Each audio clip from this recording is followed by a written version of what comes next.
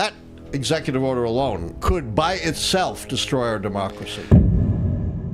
Peggy Cox says, this is an executive order that Trump signed yesterday. Within 90 days of the date of this order, the Secretary of Defense, in coordination with the Attorney General, shall determine how military and national security assets, training, non-lethal capabilities, and personnel can most effectively be utilized to prevent crime. He plans to deploy the military into our cities. For what?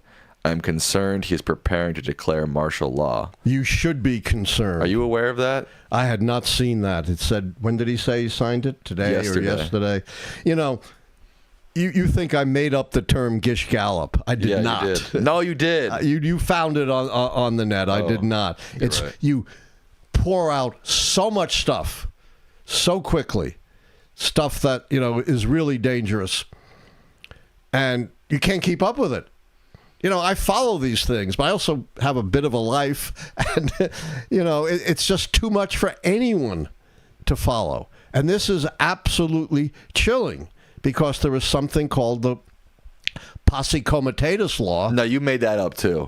Look it up. The Posse Comitatus law? From the Civil War era. Come on. The Posse Comitatus law, which says you cannot use military personnel for law enforcement purposes except in extraordinary situations of a national emergency, like the Los Angeles riot that was getting out of control.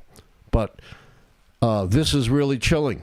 He could well be declaring a national emergency on law and order, or declaring martial law, and indeed using the military in our cities to stifle any kind of dissent, protest, to jail people that he doesn't agree with. It's very, very frightening.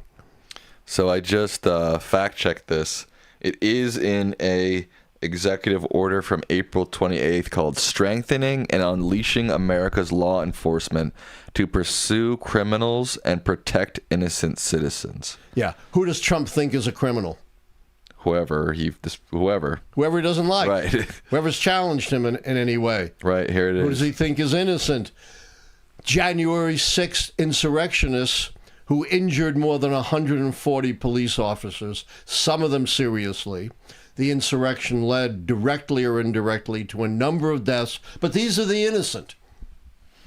This is crazy. And people who write op-eds that he doesn't like, they're the criminals. Also, is he just going to govern the rest of his term just completely from executive orders? Is he not going to try to govern at all from, you know, like he's supposed to? How well did he govern with Congress in his first 4 years? Not well.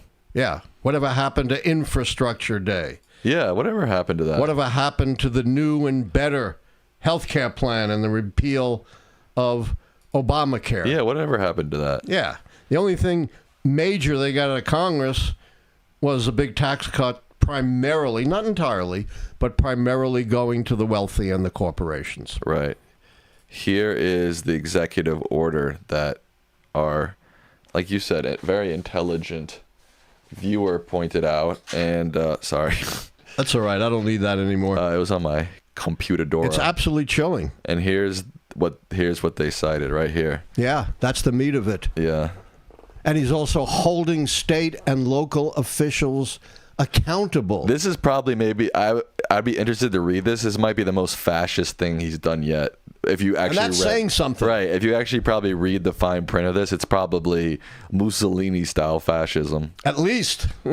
But just that one paragraph is absolutely chilling. And then talking about state and local officials, elected officials, that he is going to be going after who happen to disagree with him. That's crazy. All right. It's worse than crazy. It's absolutely un-American, inhumane, and incredibly dangerous to our democracy. That executive order alone, you know, presumably, I haven't read it in its entirety, could by itself destroy our democracy. Is there any benefit? You know, I was just talking about him ruling by executive order. Is there any benefit for him to do this? Because one, executive orders can just be overturned very quickly by the next president, and two, he might have, for a lot of these things, he has to go through the court system. If he was actually to do it properly and go through Congress and make it law, it might actually be much harder for him to put these things into concrete. Well, remember, he thinks he's a king. Right. He says, I'm saving the country so I don't have to follow any laws. I can do what I want. This is consistent with Trump's MO. He wants to act like a king, like an autocrat, controlling everything by himself. Plus, you can do it way more quickly. But I'm saying I got your point, and I'm going to get to it. Hang on. Yes, it can be repealed 4 or 5 years later.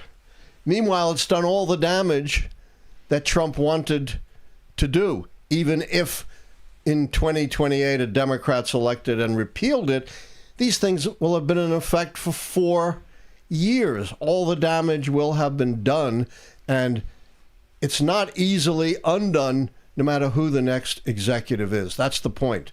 The final point is it is incredibly difficult to get things through Congress because except for tax and budget things, though they're trying to fudge that, it takes 60 votes to get it through the Senate, and there's no way he's going to get 60 votes. Plus, they have a razor-thin majority in the House as well.